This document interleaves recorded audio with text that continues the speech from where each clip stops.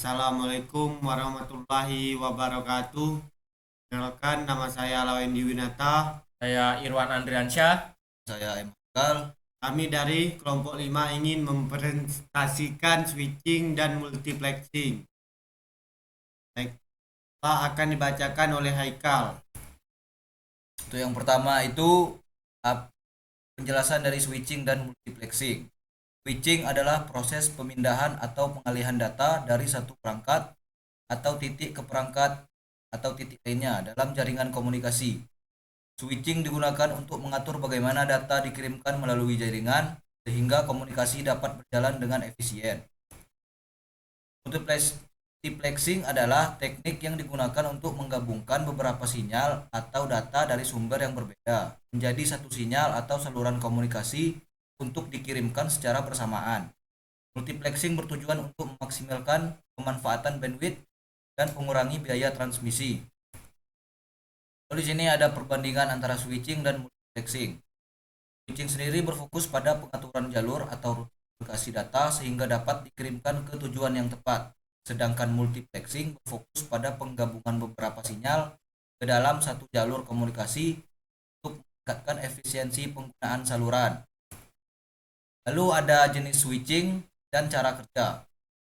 Yang pertama itu ada circuit switching, merupakan metode switching yang membangun jalur komunikasi fisik yang khusus antara pengirim dan penerima sebelum data dikirimkan. Cara kerjanya sendiri di sini ada establishing atau pembangunan jalur, transmitting atau pengiriman data, terminating atau mengakhiri komunikasi. Lalu yang kedua itu ada packet switching. Metode pengiriman data dalam jaringan komputer yang membagi pesan besar menjadi paket kecil. Cara kerjanya pemisahan data, pengiriman paket, gabungan paket. Lalu terakhir ada mask switching. Metode pengiriman data di mana seluruh pesan dikirim sebagai salah satu unit lengkap dari pengirim ke penerima. Cara kerjanya pengiriman pesan utuh, penyimpanan dan penerusan, proses berulang, pesan tiba dan utuh. Lalu ada jenis multiplexing. Jenis multiplexing yang pertama ada time division multiplexing atau TDM bagi saluran komunikasi berdasarkan slot waktu. Cara kerjanya yaitu bagian waktu, pengiriman sinyal, cara bergiliran, dan juga demultiplexing. Lalu di sini ada proses TDM. Yang pertama itu ada pembagian saluran waktu, pengkodean data ke dalam slot waktu, multiplexing data, transmisi data ke saluran, multiplexing di penerima, dan terakhir pengolahan data. Di sini ada keuntungan dan kekurangan TDM. Keuntungannya efisiensi penggunaan saluran, pengelolaan yang sederhana, pengurangan interferensi, keamanan yang lebih baik, dukungan sebagai jenis layanan. Lalu kekurangannya sendiri pemborosan slot waktu. Yang kedua ada latensi atau delay yang lebih tinggi. Tiga yaitu keterbatasan dalam penanganan data variabel. Lalu akan dilanjutkan oleh Lawendi. Adapun jenis multiplexing. 2. Frekuensi division multiplexing. Biasa disebut FDM. Teknik multiplexing yang memungkinkan beberapa sinyal untuk ditransmisikan secara bersamaan melalui satu saluran komunikasi dengan cara membagi bandwidth saluran menjadi beberapa kanal frekuensi yang berbeda. Cara kerja, pembagian bandwidth, alokasi frekuensi, penggabungan sinyal.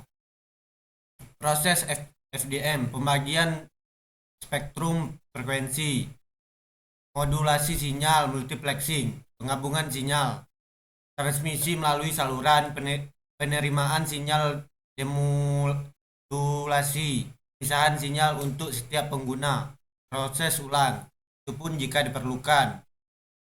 Keuntungan dan kekurangan FDM. Keuntungan, penggunaan saluran yang efisien, transmisi paralel, kualitas sinyal terjaga, cocok untuk layanan dengan bandwidth lebar, penggunaan yang fleksibel. Kurangannya penyiaan spektrum, kompleksitas pengaturan dan koordinasi, interferensi antar kanal. kebutuhan perangkat yang mahal. Adapun jenis multiplexing. 3. Division multiplexing, biasa disebut VDM.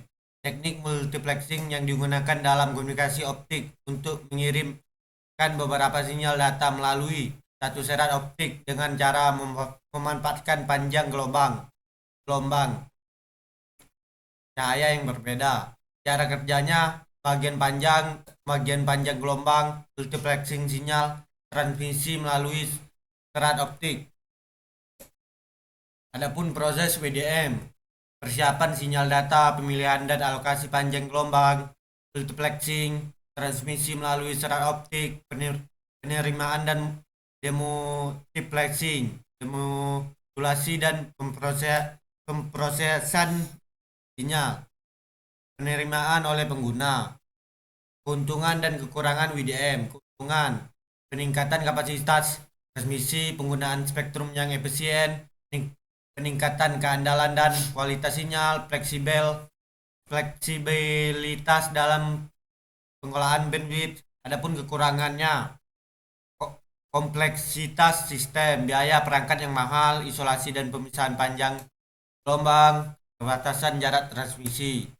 Jenis multiplexing, division multiplexing (CDM), teknik multiplexing yang memungkinkan banyak pengguna untuk berbagi saluran komunikasi yang sama secara bersamaan dengan cara mengkodekan sinyal mereka menggunakan kode yang berbeda.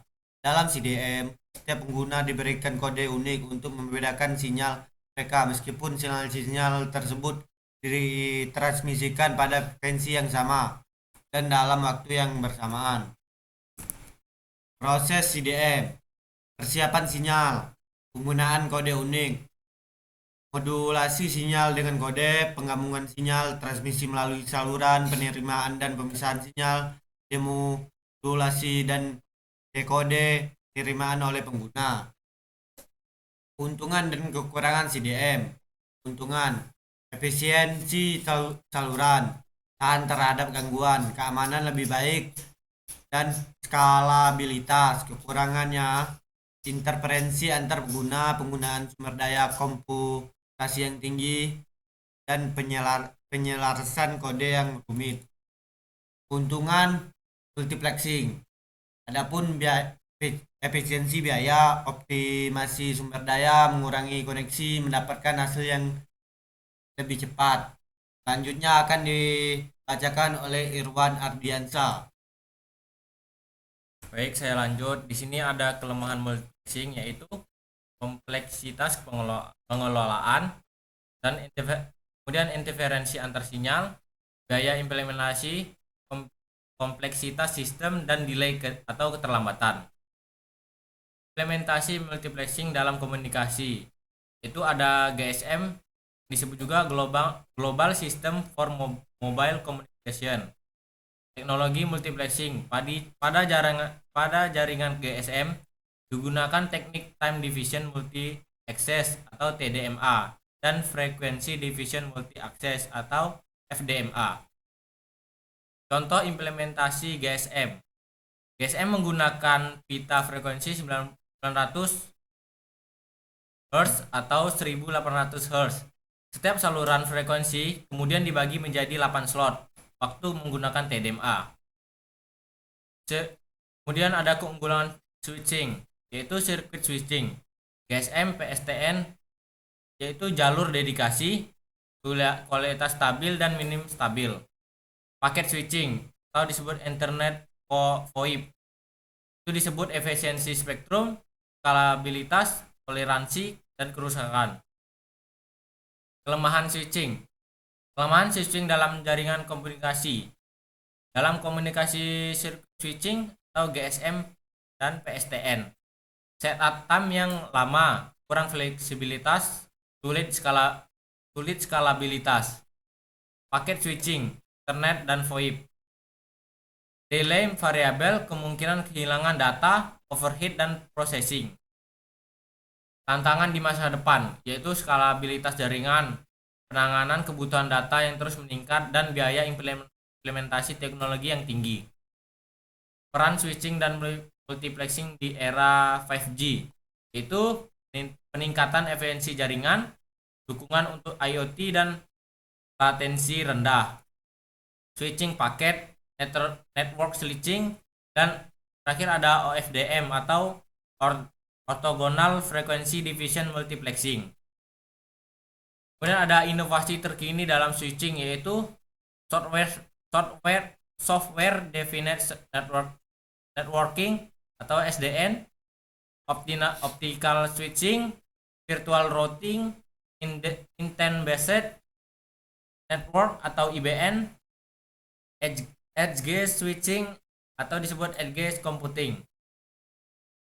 Kemudian ada quantum multiplexing, pengembangan dalam komunikasi satelit, carrier aggregation atau CA, dynamic spectrum sharing atau DSS.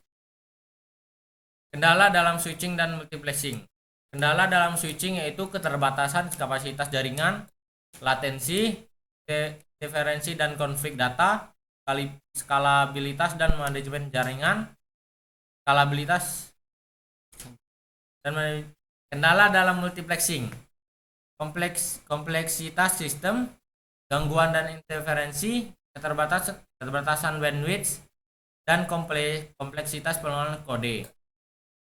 Kesimpulan dalam switching dan multiplexing, yaitu switching dan multiplexing adalah dua teknik penting dalam komunikasi modern yang memungkinkan pemanfaatan saluran komunikasi secara efisien.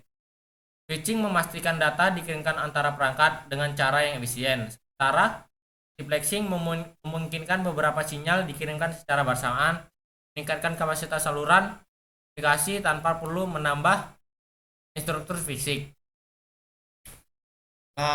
Sekian presentasi dari kelompok 5. Saya akhiri. Assalamualaikum warahmatullahi wabarakatuh.